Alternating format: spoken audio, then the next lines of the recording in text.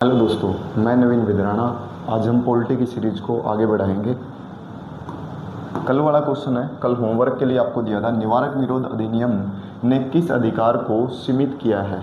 ठीक है, तो निवारक निरोध अधिनियम के बारे में हम आर्टिकल 20 में 22 में इनमें देखने का काम करते हैं। तो किस में आएगा?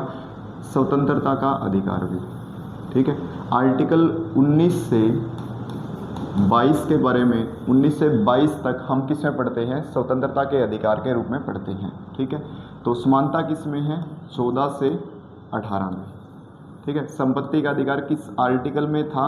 आर्टिकल 31 में था, जिसको क्या कर दिया गया है? निरस्त कर दिया गया है। ध्यान रखें, किस अमेंडमेंट एक्ट के द्वारा?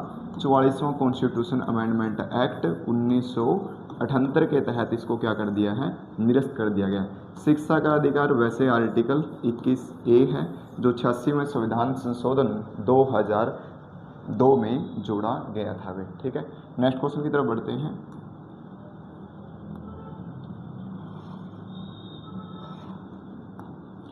क्वेश्चन नंबर 101 की कहता है, निम्नलिखित में से कौन सा अनुच्छेद भारतीय संविधान के संशोधन की प्रक्रिया को निर्दिष्ट कर सकता है? अभी तो बता सकते हो। अभी तो क्या कहा इसने? संविधान में संशोधन कई बार बता चुका हूँ। आर्टिकल 368 भी, आर्टिकल 368 भाग कौन सा है? भाग 20 के तहत हम संविधान में क्या कर सकते हैं? संशोधन कर सकते हैं। आर्टिकल 365 बता देता हूँ थोड़ा सा। आर्टिकल 365 कहता है कि केंद्र के आदेश का पालन राज्य का कर्तव्य है। ठीक है, कहने का मतलब केंद्र के जो आदेश है वो राज्य का कर्तव्य है उनको करने का भी। ठीक है, ठीक है भाई। नेक्स्ट भी आर्टिकल 366 बता देता हूँ। आर्टिकल 366 क्या कहता है? आर्टिकल 366 कहता है कि जो हमारे संविधान में लिखे गए शब्द हैं उनकी परिभाषा भी। ठीक है,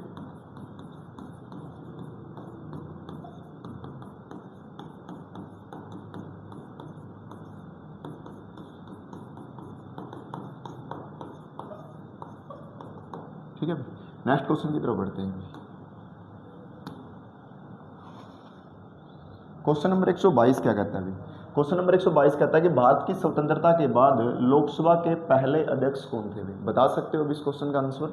ठीक है, तो कौन थे भी? गणेश वी मावलंकर भी। ठीक है, पहली लोकसभा का गठन कब हुआ था भी?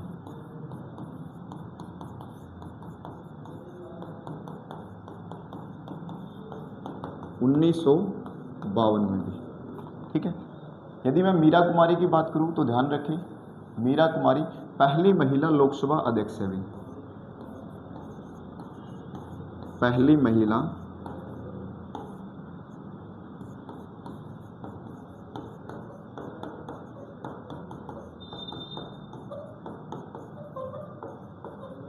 ठीक है, पहली महिला लोकसभा अध्यक्ष कौन है? अभी मीरा कुमार है, ध्यान रखिए।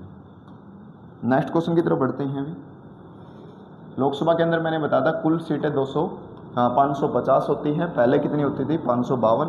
2 सीटें एंग्लो इंडियन, जिसकी नियुक्ति राष्ट्रपति करता था, उसको क्या कर दिया गया है? हटा दिया गया है। ध्यान रखें, 104वें संविधान संशोधन के तहत भी।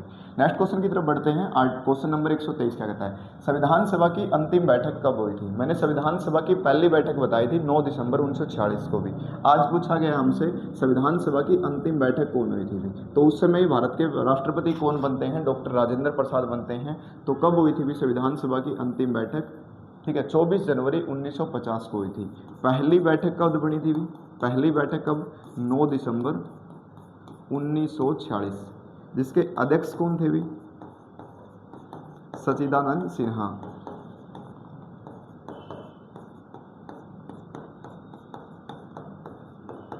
ठीक है, कैसे अध्यक्ष थे? अस्थायी। किस मॉडल पर आधारित थी? फ्रेंच भी। सदस्य कितने थे?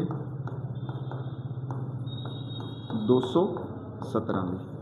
ठीक है, दूसरी कब हुई थी? 11 दिसंबर 1946 को। तीसरी कब हुई थी? 13 दिसंबर 1946 को, जिसमें पंडित जवाहरलाल नेहरू ने उद्देश्य प्रस्ताव पेश किया था, जो 22 जनवरी 1947 को क्या किया गया था? एक्सेप्ट किया गया था। ध्यान रखिए भी। ठीक है, नेक्स्ट क्वेश्चन की तरफ बढ़ते हैं। अभी क्वेश्चन नंबर 124 क्या कहता है? ठीक है, कि सम्मिलित करने हमें भी संघ शक्ति समिति के अध्यक्ष कौन थे भी, ठीक है, तो कौन थे भी, पंडित जवाहरलाल नेहरू भी। प्रांतीय के कौन थे भी, सरदार वल्लभ भाई पटेल भी। नियम समिति भी, ठीक है, कौन थे, डॉक्टर राजेंद्र प्रसाद। अल्पसंख्यक समिति के कौन थे भी, एच.सी. मुखर्जी भी। संघ संविधान समिति के कौन थे भी, संघ संविधान समिति भी, तो कौन थे, पंडित जवाहरलाल नेहरू भी। मौलिक अधिकारों से संबंधित समिति के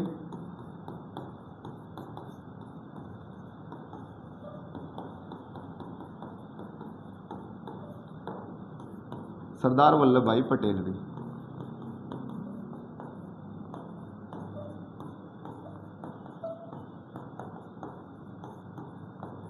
ठीक है, क्लियर भी। तो ध्यान रखें, तो इसका ऑप्शन क्या आएगा, 1 का 3 भी, तो 1 में ही है, ऑप्शन 1 हमारा राइट आंसर है। ठीक है भाई, नेक्स्ट क्वेश्चन की तरफ बढ़ते हैं। क्वेश्चन नंबर 125 आया था, संविधान सभा की एकमात्र महिला सदस्य है जिसने देशी रियासतों का प्रतिनिधित्व किया था भी। बता सकते हैं इस क्वेश्चन का आंसर, तो बताइए भी। तो संविधान सभा की एकमात्र महिला सदस्य है जिसने देशी रियासतों के प्रतिनिधित्व किया था, तो उसका नाम क्या है भी, एनी मसीकनी भी। ठीक है, तो किस रियासत से थी भी ये पूछ लिया जाए तो ये त्रावणकोर से थे भी।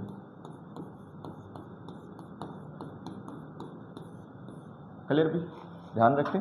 नेक्स्ट क्वेश्चन की तरफ बढ़ते हैं। संविधान सभा के बारे में बता चुका हूँ। ठीक है, नेक्स्ट क्वेश्चन भी, 92वें संविधान संशोधन अधिनियम के तहत कौन सी भाषा जोड़ी गई भी। ठीक है, तो भी ये बात किसकी है, 8वीं अनुसूची की भी,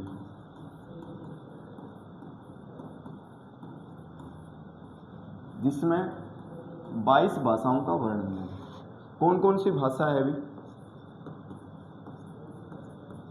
असमी, कश्मीरी, कन्नड़, मलयालम, हिंदी, उर्दू, संस्कृत, गुजराती,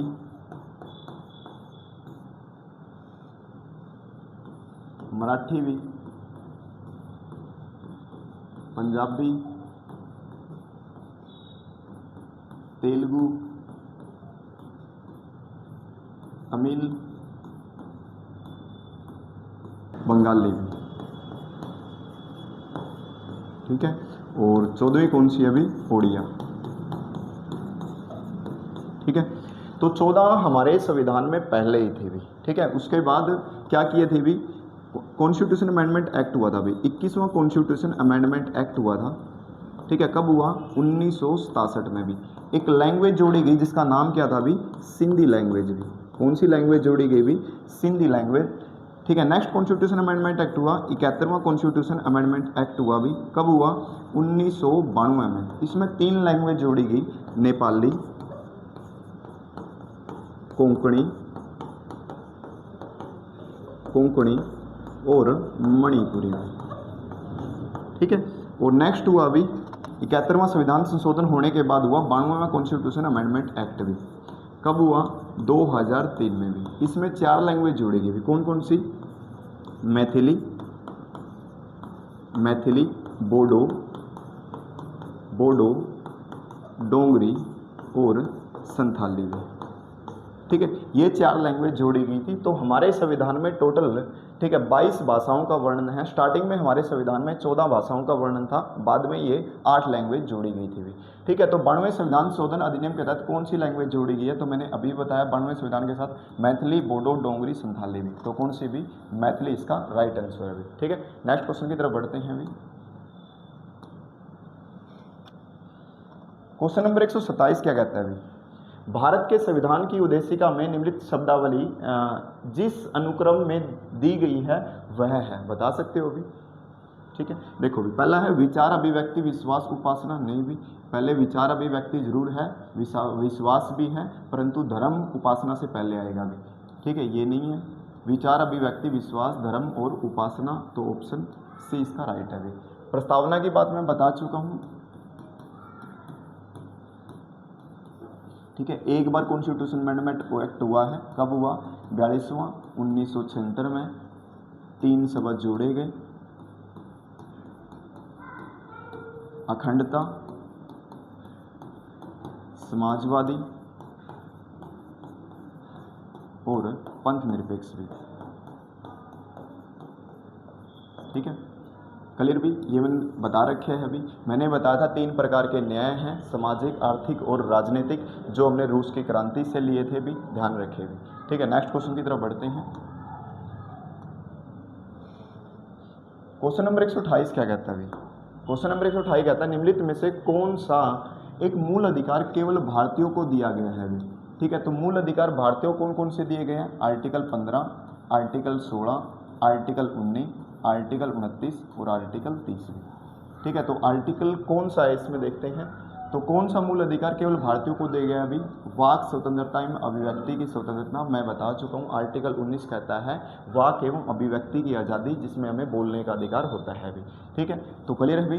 तो आर्टिकल 15, 16, 19, 29 और 30 ऐसे अधिकार हैं जो सिर्फ भारतीयों को दिए गए हैं, किसी विदेशी नागरिक को नहीं दिए गए, ध्यान रखें भी, ठीक है। नेक्स्ट क्वेश्चन की तरफ बढ़ते हैं, ठीक है। यदि हम पीछे थोड़ा सा देखें, विधि के इसमें क्या है? प्राण एवं देह स्वतंत्रता, मैं बता चुका हूं किसमें है? आर्टिकल 21 में। इस तरीके से आप बता सकते हो भी, ठीक है। नेक्स्ट क्वेश्चन की तरफ बढ़ते हैं। क्वेश्चन नंबर 129 क्या कहता है? निम्नलिखित में से कौन सा युगम असुमेलित, अभी बता सकते हो? इस क्वेश्चन का आंसर मैं बता चुका हूं इस क्वेश्चन में। अपराध के लिए दोष सिद्धि के संबंध में संरक्षण भी, ये बात बिल्कुल सही है अभी, ठीक है। अपराध के लिए दोष सिद्धि इसी में है। प्राण एवं देह स्वतंत्रता अभी मैंने बताया, आर्टिकल 21 बिल्कुल सही है, ठीक है। निरोध एवं गिरफ्तारी के संरक्षण भी मैंने अभी भी डिस्कस किया था। आर्टिकल मैंने कहा था कि आर्टिकल 19 से लेकर 22 तक हम गिरफ्तारी और निरोधों के बारे में डिस्कस करते हैं, तो वही है, ये भी बात बिल्कुल सही है अभी, ठीक है। 4 क्या कहता है? मानव दुर्व्यवहार एवं बलात्श्रम पर रोक भी, ठीक है। तो किस आर्टिकल में? आर्टिकल 24, ये बात बिल्कुल गलत है अभी। मानव दुर्व्यवहार और बलात्श्रम पर रोक लगाई गई है आर्टिकल 23 के तहत भी, ठीक है। इसमें क्या है अभी? इसमें क्या है? इसमें सिर्फ बाल श्रम पर रोक लगाई है अभी,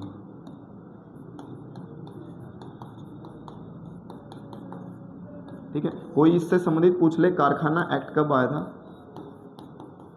कारखाना एक्ट भी 1981 में आया था अभी, ठीक है। कौन लेके आया था अभी? लॉर्ड रिपन ने, ठीक है भी, क्लियर? ध्यान रखोगे। नेक्स्ट क्वेश्चन की तरफ बढ़ते हैं।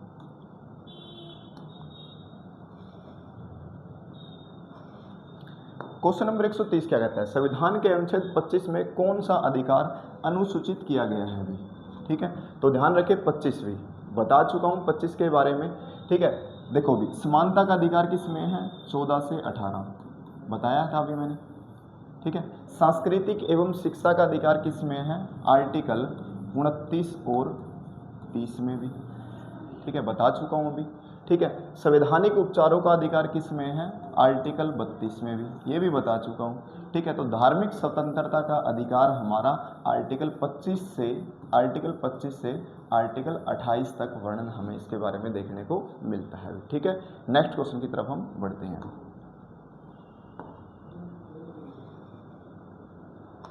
क्वेश्चन नंबर 131 क्या कहता है अभी? भारत में पंचायती राज मंत्रालय का विजन और मुख्य उद्देश्य क्या है? मैंने बताया था पंचायती राज मंत्रालय के बारे में कि पंचायती राज हमारा 73वां संविधान संशोधन 1900, ठीक है, 1992 में इसको जोड़ा गया है। 11वीं अनुसूची पंचायती राज से संबंधित है, भी ध्यान रखें। इनका उद्देश्य क्या? ग्राम पंचायतों का विकास करना, ठीक है, गाँव का विकास करने का मेन उद्देश्य है भी। तो पहला पॉइंट क्या कहता है? पंचायती राज संस्थाओं के माध्यम से विकेंद्रीकृत और सहभागी स्थानीय स्वशासन का प्राप्त करना, ये बात बिल्कुल सही है अभी, ठीक है। किस आर्टिकल में कोई पूछे तो आर्टिकल 243 से 243 तक भी हिंदी बराबर, ठीक है। अनुसूची पूछे तो 11वीं जोड़ी 73वां कॉन्स्टिट्यूशन अमेंडमेंट एक्ट 1992 में। विषय कितने हैं? 29 विषय हैं। ठीक है। सबसे पहले पंचायती राज लागू कब कहाँ पर हुआ, कोई पूछ ले।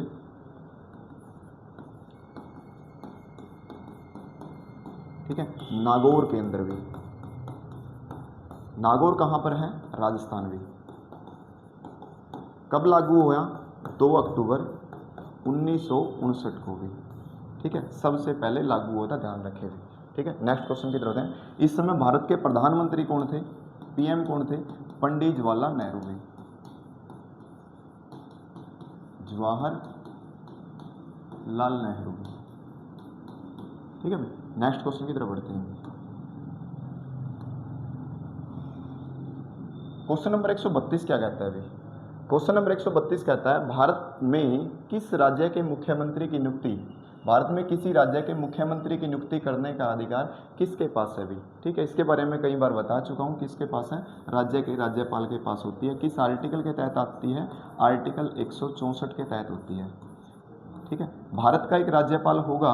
ठीक है, ये किस आर्टिकल में वर्णन है भी, ध्यान रखें, आर्टिकल 153 में। ठीक है, और मैंने बताया था पीछे आर्टिकल 153 कि 7वां संविधान संशोधन 1956 कहता है कि 2 या 2 से अधिक राज्यों का एक राज्यपाल हो सकता है। वो किस में वर्णन है भी, इसी में वर्णन है, ध्यान रखिए। क्लियर है। ठीक है, यदि भारत के प्रधानमंत्री की नियुक्ति कौन करता है भी, प्रेसिडेंट करता है भी। ठीक है, किस आर्टिकल के तहत भी, आर्टिकल 75 में। ठीक है, राष्ट्रपति क्या करता है, प्रधानमंत्री की नियुक्ति करता है। ठीक है, किसके, अब देखो भी अन्य मंत्री परिषद की जो नियुक्ति है, देखो प्रधानमंत्री की नियुक्ति राष्ट्रपति करता है, परंतु अन्य मंत्री परिषद की नियुक्ति राष्ट्रपति करता है, परंतु सलाह प्रधानमंत्री की है। वैसे ही राज्यपाल मुख्यमंत्री की नियुक्ति करता है, परंतु ध्यान रखें अन्य मंत्री परिषद की नियुक्ति भी राज्यपाल करता है, परंतु सलाह किसकी होगी भी, राज्य के मुख्यमंत्री की होगी, ध्यान रखिए। ठीक है, नेक्स्ट क्वेश्चन की तरफ बढ़ते हैं।